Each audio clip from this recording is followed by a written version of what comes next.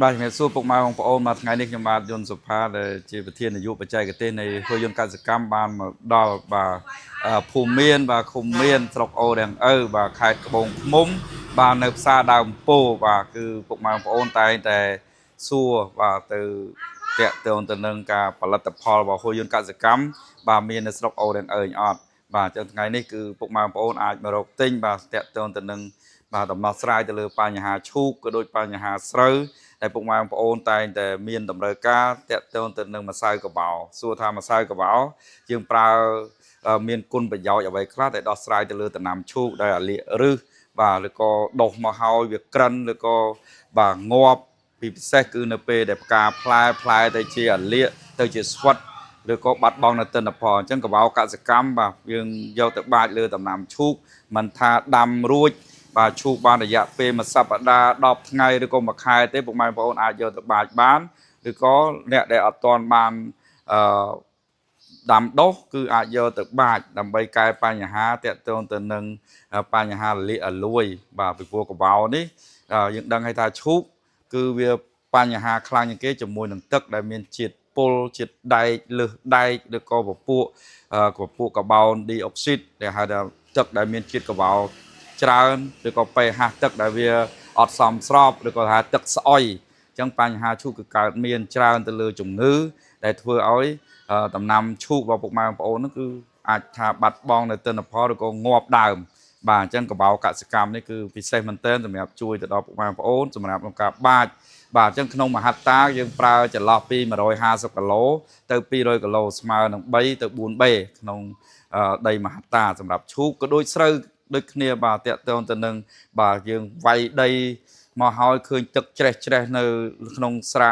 រែរបស់ពុកម៉ែបងប្អូនហើយអាទឹកច្រេះនេះឯងដែលយើងព្រោះគ្រាប់ស្រូវទៅវាតែងតែបាត់បង់នៅដំណោះពូជមានអ្នក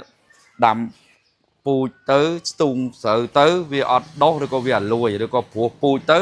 ពូជហ្នឹងវាអត់សូវដុះវាអាលួយដែលធ្វើឲ្យយើងពិបាកក្នុងការឆ្លោកឬក៏ស្រូវរបស់យើងហ្នឹងគឺអាចថាស្ដើងបាទឬក៏ប្រើនៅពូជច្រើនអញ្ចឹងកបោកសិកម្មនេះគឺវាជួយដោះស្រាយបញ្ហាធ្វើឲ្យដំណោះស្រូវរបស់យើងហ្នឹងគឺដុះបានល្អអញ្ចឹងប្រើវាមិនសម្រាប់ស្រូវបាទពុកម៉ែបងប្អូនអាចយកទៅបាចបាទមួយហត្តា200គីឡូបាទឬក៏100គីឡូស្មើនឹង 2B ទៅ 4B ដូចគ្នាជាមួយនឹងឈូកដែរបាចហើយវាយដីទុកមករងទឹកគឺពុកម៉ែបងប្អូនអាចព្រោះគ្រាប់បានឬក៏បើពុកម៉ែបងប្អូនបាទព្រោះហើយដុះហើយបាទអាចបញ្ចូលតាមទឹកបាទយើងដាក់នៅមុខទឹកទៅយើងបហូរចូលបានវាដោះស្រាយបញ្ហាជំងឺក្រាបាទឬក៏អាលៀកស្ទើបស្លឹកក៏ដូចធ្វើឲ្យស្រូវរបស់យើងក្រិនហ្នឹងបាទបន្ទាប់ពីនឹងទៀតបាទយើងមានជីបាទគ្រាប់ទ្របបាតបាទអញ្ចឹងជីគ្រាប់ទ្របបាតនេះពុកម៉ែបងប្អូនទៅលើដំណាំស្រូវនឹងឈូកនេះបាទតែតែគិតថាជីធម្មជាតិគឺអត់សូវមានគុណភាពទេបាទតាមពិតទៅបាទមានគុណភាពខ្លាំងបាទធៀបជាមួយនឹងជីគីមីខ្ញុំគ្រាន់តែចង់ជំរាបជូនថាជីធម្មជាតិវាជួយឲ្យស្រូវរបស់យើងស៊ីជីបានរហូតមានន័យថាបើស្រូវអាយុ100ថ្ងៃវាស៊ីបានទាំង100ថ្ងៃបាទសម្រាប់គីមីវិញគឺជាជីដែលយើងប្រើរំញោចបាទចង់បែកគុំយើងប្រើពពួកសារធាតុអ៊ុយរ៉េ DAP បាទចង់ឲ្យបានទិន្នផលខ្ពស់យើងញោចជាមួយនឹងពួកកាលីជាដើមអញ្ចឹងវាគ្រាន់តែជាជីដែលញោចទៅតាមតម្រូវការនិងការបង្កើនផលប៉ុន្តែអ្វីដែលត្រូវទ្រង់តាក់ទងទៅនឹងជំងឺឲ្យស្រូវរបស់យើងលូតលាស់ល្អបាទបង្កើននៅទិន្នផលដើម្បីឲ្យវាបែកគុំ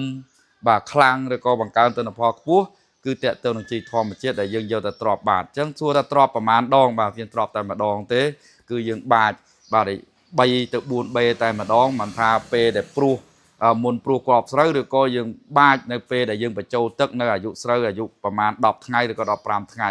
បាទយើងអាចនិយាយបានថាក្រោយពីយើងសម្អាតស្មៅហើយយើងអាចប្រើទៅនឹងពពួកជីទ្របបាតបានសម្រាប់ក្រោយពីវត្តតការនៃការទ្របបាតសម្រាប់មេរោគហើយយើងចង់បង្កើនផលនិងការដោះស្រាយបញ្ហាផ្សេងយើងមានពពួកបាទបំពន់ផ្កាផ្លែមិនថាឈូកមិនថាស្រូវទេបាទយើងដាក់ដើម្បីបង្កើនផលឲ្យគ្រាប់ធំឲ្យគ្រាប់ល្អនិងមានទម្ងន់